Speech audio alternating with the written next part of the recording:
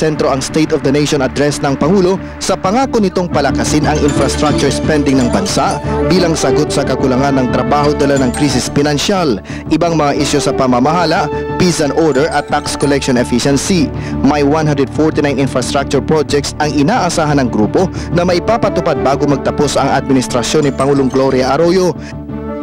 Kasalukuyang nasa 60% na ang implementasyon ng mga ito. Ilan rito ang mga airport, seaport, relays at iba pa. Umaasa din ang PCCI, Joint Foreign Chambers, Philippine Exporters Confederation at Employers Confederation of the Philippines na maaksyonan ang isinumite nitong mga kinakailangang economic bills sa Legislative Executive Development Advisory Council meeting noong buwan ng Hunyo.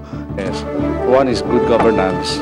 The other is the anti-corruption measures that we've been taking, and the other is stability of our policies.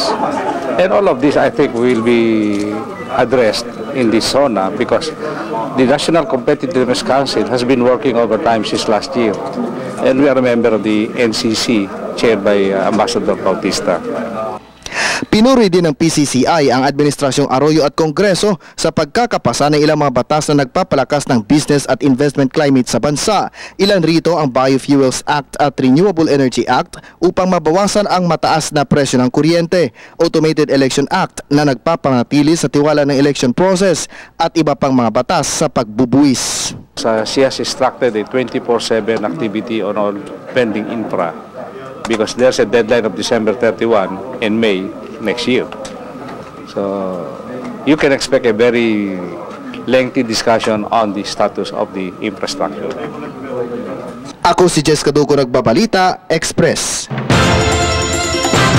Abangan ang iba pang Express Balita sa aming pagbabalik. Balita. Bilang pagtitiyak ng seguridad sa State of the Nation Address o SONA ni Pangulong Gloria Macapagal Arroyo sa Lunes, isang bomb simulation test ang isinagawa ng Philippine National Police ngayon sa Batasang Pambansa.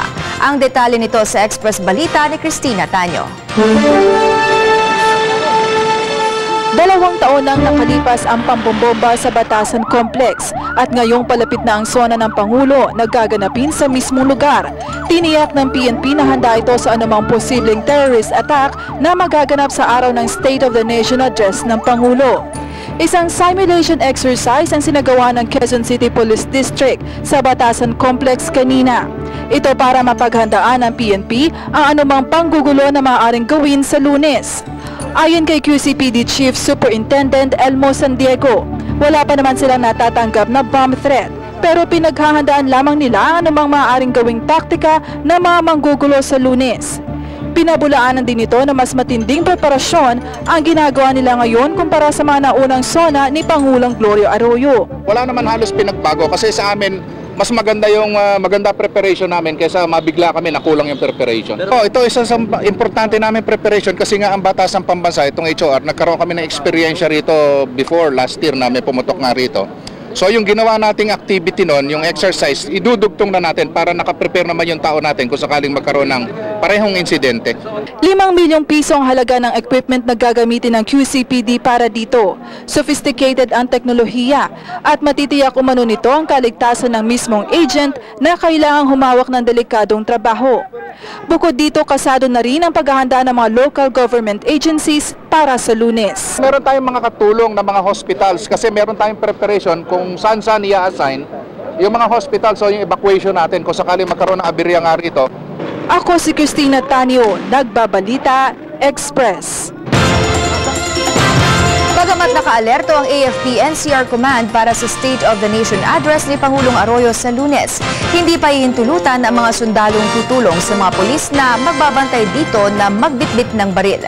Ayon kay AFP spokesman Lieutenant Colonel Romeo Browner, tanging mga batuta at pananggalang lamang ang maaaring dalhin ng mga sundalo sa Batasang Pambansa sa Lunes.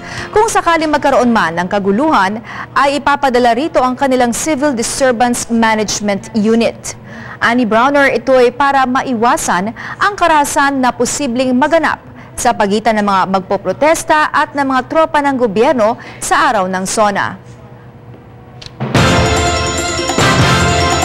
Humarap na ang umano'y hinaras na PhilAm activist na si Melissa Rojas sa pagdinig ng Commission on Human Rights kanina.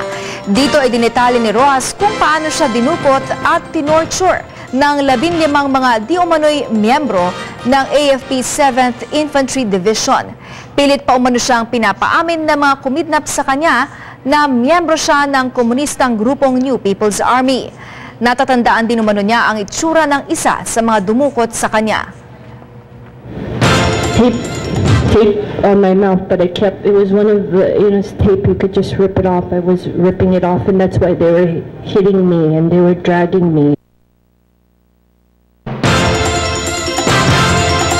Ipinagutos na ni AFP Chief of Staff General Victor Ebrado na makipagtulungan ang lahat ng opisyal na idinadawit at maaaring makatulong sa ginagawang investigasyon ng Commission on Human Rights sa mga alegasyon ng pangingidnap at torture sa aktivistang si Melissa Rojas.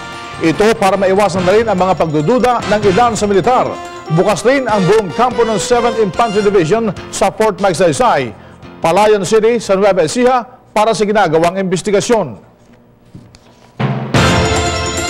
Patuloy pa rin ang paghahanap ng mga otoridad sa 5 nawawalang Pinoy workers na kasama umano ng 10 nasawing OFWs sa bumagsak na MC o M18 helicopter sa Afghanistan kamakailan. Matatandaang natanggap ni Vice President Noli de Castro ang naturang balita mula sa ama ng isa sa crash victims na si Marvin Nahera. Ayon kay de Castro, sinabi ni Ginoong Eduardo Nahera na 3 sa mga ito ay kasalukuyang nasa ospital at kritikal ang kondisyon. Dahil dito, nanawagan si De Castro sa Department of Foreign Affairs na hanapin ang 5 nawawalang OFWs. Nauna nang nagpadala ang DFA ng team para ayusin ang pagpapauwi sa mga bangkay ng nasawing Pinoy workers. At marami pang express balita sa aming pagbabalik.